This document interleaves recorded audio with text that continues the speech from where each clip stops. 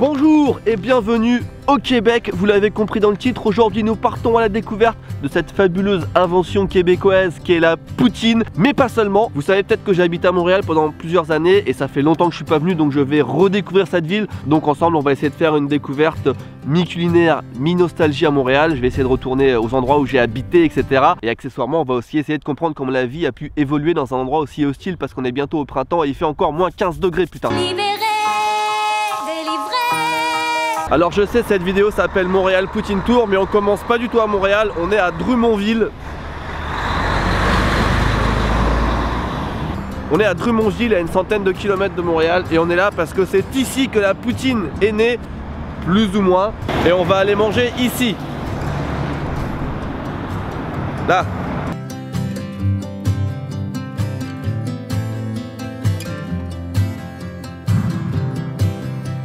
Alors je suis au restaurant Roy Giuseppe et ma poutine vient d'arriver. Une poutine, c'est tout simplement des frites avec des morceaux de fromage et de la sauce brune. Alors c'est pas dans ce restaurant que la poutine a vraiment été inventée, c'est dans cette région. Mais c'est ici que la première poutine officielle, frites, fromage, sauce, a été vraiment mise en vente sur le menu. Donc je devais commencer par là, c'est pour ça que je suis pas à Montréal en fait. J'ai pris la poutine authentique, frites, fromage et sauce brune, mais maintenant il y a des déclinaisons de poutine presque à l'infini. Poutine du roi, poutine du chef, poutine française, poutine italienne, poutine mexicaine, poutine végétarienne, poutine au chou, poutine Oktoberfest, poutine au poulet, méga poutine authentique, spoutine, poutine trio, poutine bacon, poutine brune, poutine 911. Je pense que ça fait 12 ans que j'en ai pas mangé, donc le fromage est tellement unique, c'est un genre de cheddar, je crois qu'on appelle ça le squish squish. Couche, c'est un petit peu caoutchouteux comme fromage, c'est très bon. Et il est bon froid et également fondu. C'est vraiment trop bon la poutine, j'avais oublié cette sensation, mais c'est vraiment bon.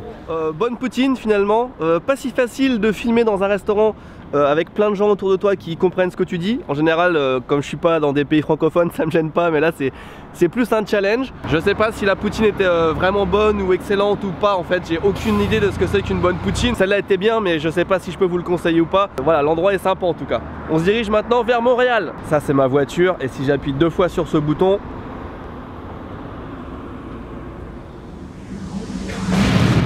laissez-moi juste une minute avant de retourner sur Montréal, il faut que je vous montre un endroit assez exceptionnel dans le coin. Oh putain.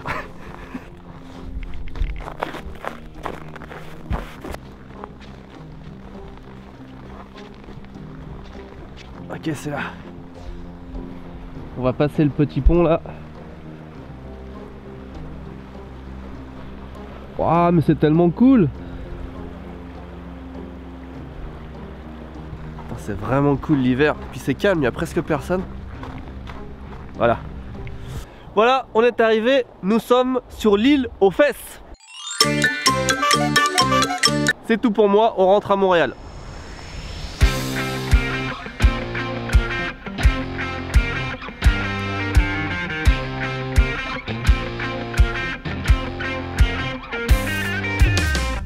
Découverte de la conduite à Montréal. Très sympa, c'est des rues très larges, il y a quelques trous sur la route, hein, mais ça c'est classique. Par contre, pourquoi est-ce que la moitié des feux rouges sont éteints? Pourquoi il y a plein de feux rouges qui marchent pas? Mes premiers pas à Montréal depuis, si je dis pas de bêtises, 12 ou 13 ans. J'ai habité ici plus de 3 ans, je crois, entre 2003 et 2006. Et la première chose que je vais découvrir, enfin redécouvrir, c'est l'université de Montréal. J'ai étudié ici 2 ans. Et j'ai l'impression qu'il y a des... Je sais pas si c'est la fin de l'hiver ou quoi, mais j'ai l'impression qu'il y a des efforts qui ont été faits sur les trottoirs à Montréal, parce que je me rappelle qu'on pouvait pas marcher ici sans risquer de se casser une jambe à chaque pas. C'était l'aventure tous les jours pour venir à la fac. Alors que là non, c'est, regardez derrière moi, vous voyez, c'est bien dégagé, il n'y a pas trop de... Il y a un petit peu de glace, mais juste par endroits.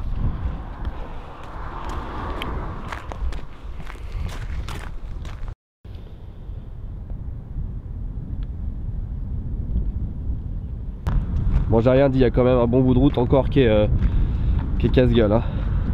Je suis garé ici, on est là, et la fac de droit, elle est là, c'est le truc carré. Donc je me suis garé tout à l'opposé. Très bien.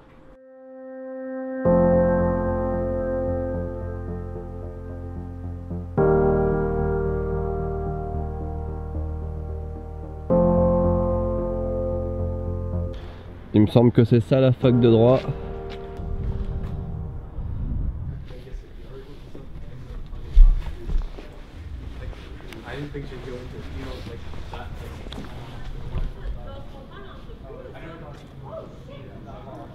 Putain, je reconnais trop, ça va pas du tout changer. L'endroit que je cherchais est derrière moi. Là-bas, vous avez la cafette. Et ici, je mangeais des poutines presque tous les jours. Pas forcément la meilleure poutine du monde, mais très très bonne, pas chère. C'est à peu près le seul truc dont je me rappelle de la fac.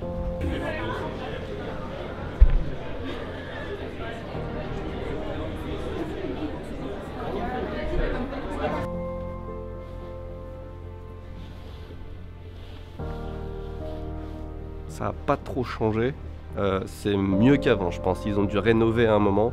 Ça me paraissait un petit peu moins neuf comme université à l'époque. Ça n'a pas trop changé mais c'est mieux qu'avant. Bon, c'était cool de repasser là, je me sens pas aussi nostalgique que je pensais, mais c'était sympa. Peut-être pas très intéressant pour vous, mais moi je me devais de revenir ici. Et avant d'aller plus loin, je vous propose qu'on aille à l'hôtel. Je mets ma voiture au parking de l'hôtel, comme ça je me déplace à pied ou en métro, j'ai pas besoin de chercher des places partout. Et voilà, ça va être un hôtel sympa, je pense, on va le découvrir ensemble.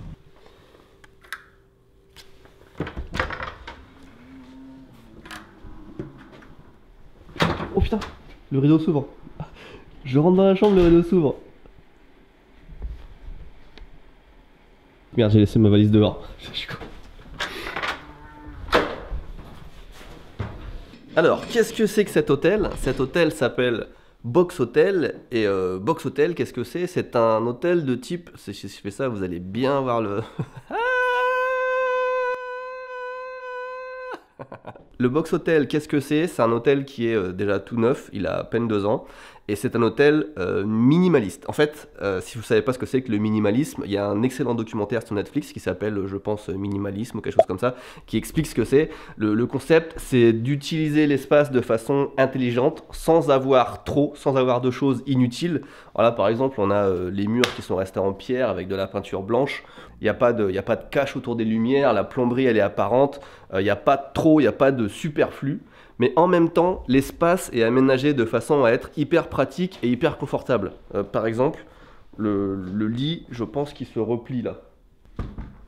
Ouais, on essaiera plus tard, mais je pense qu'on peut replier le lit pour avoir tout l'espace. Et si je veux faire du skateboard dans la chambre, par exemple, je peux. Je sais pas si j'ai découvert tout ce qu'il y avait à découvrir dans cette chambre, mais rien que le fait d'avoir découvert que ça, c'était des chaises, je suis content.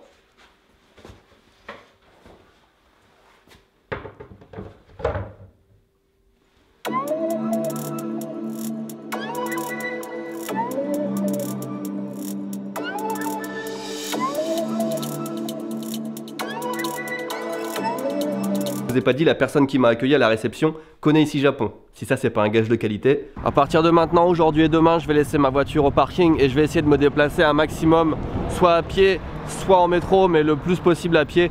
Montréal, c'est vraiment une ville qui est à taille humaine. Enfin, il y a tout ce qu'il faut. C'est vraiment une grande ville, mais c'est pas non plus étalé sur des dizaines de kilomètres comme Tokyo ou même New York. À pied, on peut aller à peu près partout, enfin dans le centre en tout cas. Donc on va faire ça. Là je suis dans la rue Saint-Denis, c'est juste à côté de l'hôtel. Et c'est juste une des meilleures rues de Montréal. Il y a tous les restaurants, tous les bars, tous les endroits pour sortir. Plein de magasins sympas, ça me rappelle beaucoup de souvenirs. Et je me dirige dans cette direction pour aller à mon ancien appart qui est pas trop loin d'ici, sur le plateau.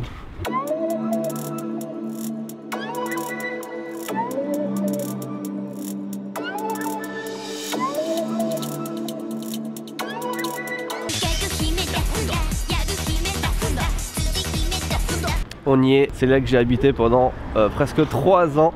Et chose assez loufoque, assez cocasse, mon immeuble était là. Et juste ici, ce bâtiment orange et jaune, c'est la banquise. C'est l'endroit le plus connu apparemment à Montréal pour venir manger de la poutine. Vous avez été au moins 2 635 000. de me le conseiller. J'ai habité à côté pendant 3 ans et jamais j'y suis allé. On va tester. Oh, le monde qu'il y a, vieux. Ah mais le monde qu'il y a. Les gens ils sont collés à la porte. Bon, je vais repasser plus tard parce que avec le monde qu'il y a, ça va être impossible de... Déjà il va falloir attendre. Et puis ça va être impossible de filmer à l'intérieur. On est juste à... Ce que je vous propose, c'est de faire Ce que je vous propose, putain j'ai du mal à parler avec le froid, c'est ouf. Je sens plus mes lèvres quasiment. Ce que je vous propose c'est d'aller faire un petit tour au parc La Fontaine qui est juste à côté. Et j'y passais beaucoup de temps. J'ai 2 souvenirs ici au parc La Fontaine. Premièrement des écureuils, j'aimerais bien vous montrer ça. Parce qu'à Montréal il y a des écureuils dans tous les parcs, enfin du moins il y en avait. Et je pense qu'il y en a encore parce que j'en ai vu un écrasé ce matin sur la route. T'as pas perdu ta bonne humeur, t'as pas perdu ta bonne humeur, toujours le roi des déconneurs, t'as pas perdu ta bonne humeur. Et la deuxième chose c'est là-bas, il y a un étang, lac, étang on va dire, gelé en hiver. Et je faisais de la patinoire dessus. J'étais mort de froid, j'étais très mauvais, mais j'avais ma patinoire. Et j'ai vraiment les lèvres engourdies. Alors toujours pas d'écureuil pour le moment, mais une grosse inquiétude. Vous voyez, ceci ce sont des batteries de caméra, j'en ai 3, une dans la caméra, 2 ici. Elles étaient toutes les 3 pleines quand je suis parti de l'hôtel et maintenant elles sont toutes les 3 vides. Là celle-là va finir dans 1 minute, donc ça va être impossible d'aller manger la poutine ce soir. Elle est ouverte 24 h sur 24, donc je vais peut-être revenir plus tard ou demain très tôt, je ne sais pas. Il fait vraiment froid, il fait à peu près moins 10 degrés. Ça va, c'est soutenable, je veux dire, je suis pas en train de mourir, mais les batteries, elles, oui, sont en train de mourir.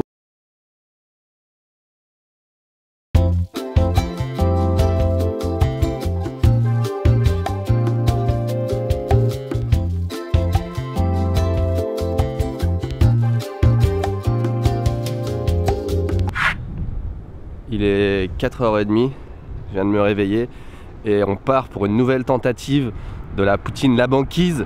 J'espère que le temps que j'arrive il sera à peu près 5 h du mat. J'espère qu'à 5 h du mat il y a moins de monde.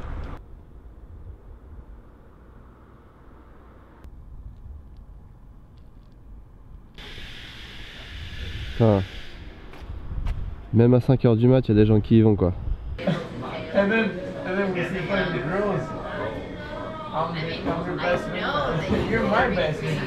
J'ai pris la poutine bacon, il y avait un menu énorme, mais j'ai pris quelque chose de pas classique, mais quand même classique. Le volume sonore dans ce restaurant, c'est à peu près l'équivalent d'une boîte de nuit. Donc vous n'allez rien comprendre à ce que je vais dire, vous n'allez rien entendre.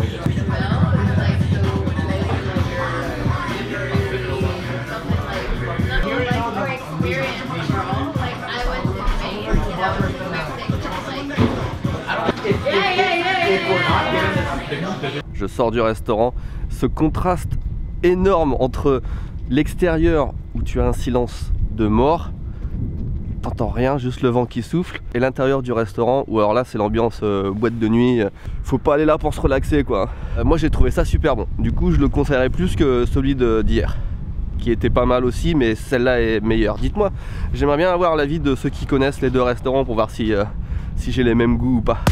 Le soleil s'est levé, le soleil vient de se lever. Et on a un temps magnifique aujourd'hui, un grand ciel bleu.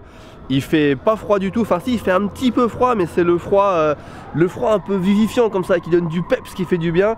Donc très beau temps. Je suis sur le toit de l'hôtel entre parenthèses, parce que oui on peut monter sur le toit. Et regardez ce que j'ai trouvé.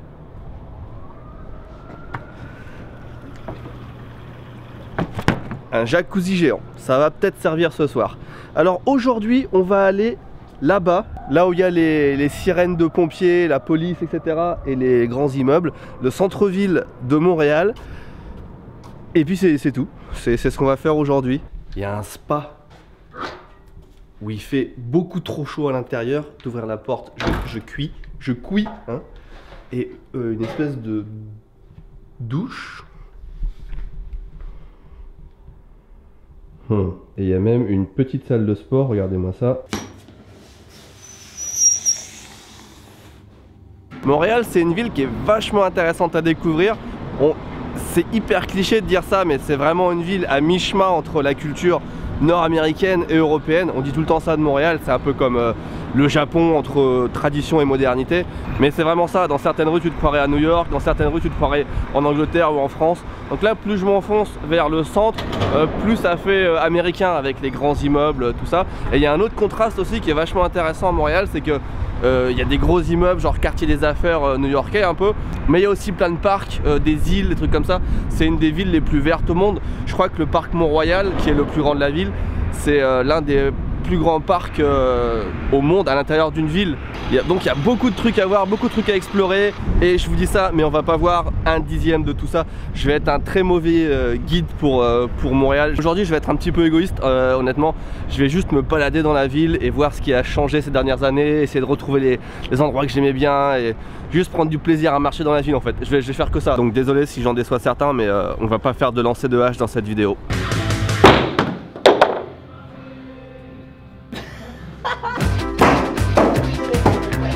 Sans regarder.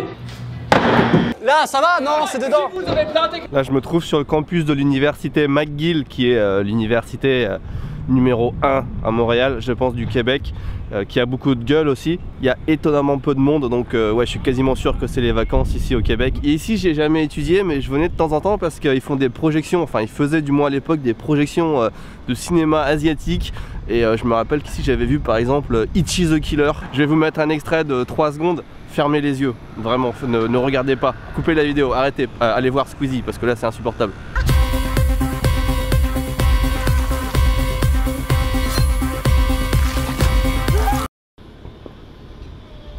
Bon, il fait pas très froid, mais quand même, t'as plus envie de marcher au soleil que de rester à l'ombre. Hein. Surtout quand il y a du vent là, comme ça. Ce que j'aime bien à Montréal, c'est que l'hiver rend tous les gens égaux. Quelle que soit la couleur de ta voiture, quelle que soit la marque, quelle que soit, tu peux avoir la Tesla la plus stylée ou une poubelle, tu roules 2 jours dans la neige, ta voiture elle est grise, dégueulasse.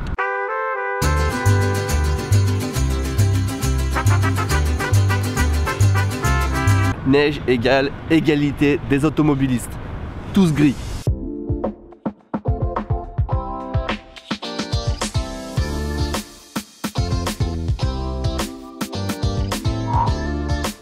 On m'a beaucoup conseillé les burgers ici. Un jour j'irai.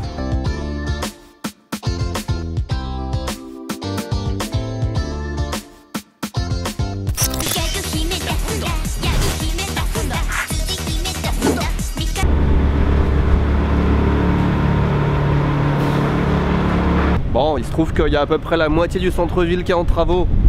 Donc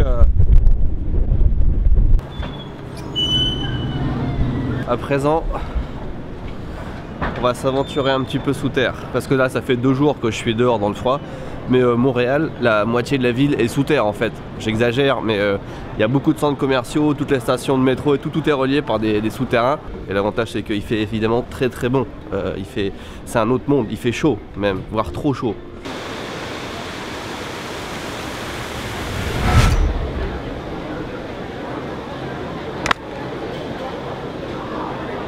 J'ai un peu hésité, mais je me suis dit qu'il fallait quand même que je teste la poutine du McDo aussi pour avoir une comparaison entre la vraie poutine et la poutine industrielle, fast food. Ça n'a pas grand chose à voir. On est sur de la frite McDo avec peu de sauce.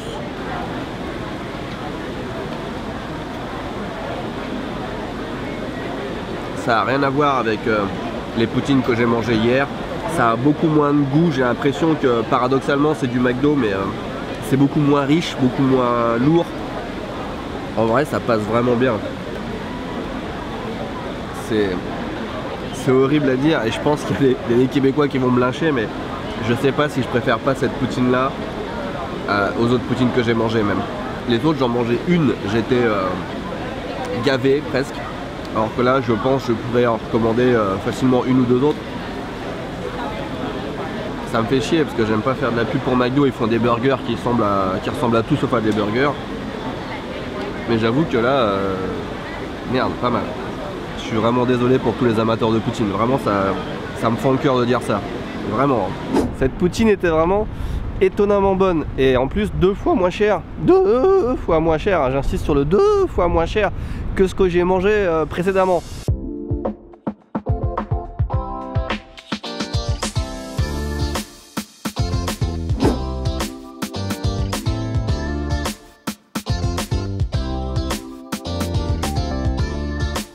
Étant donné qu'il fait beau, je me suis dit que j'allais vous offrir un plan de la ville depuis le sommet du Mont-Royal. Là, j'attaque à peine l'ascension.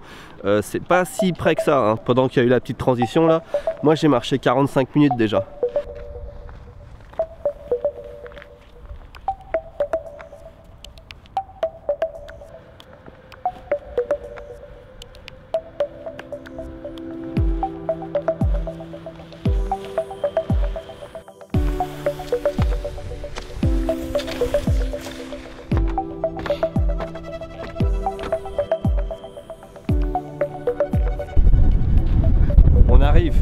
Ça m'a pris une bonne heure hein, d'arriver jusqu'ici depuis le centre. Attention, êtes-vous prêts pour la vue magnifique?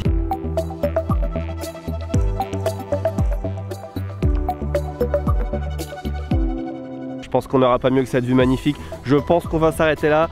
Si vraiment j'ai du courage ce soir, je m'en vais manger une dernière poutine. Sinon,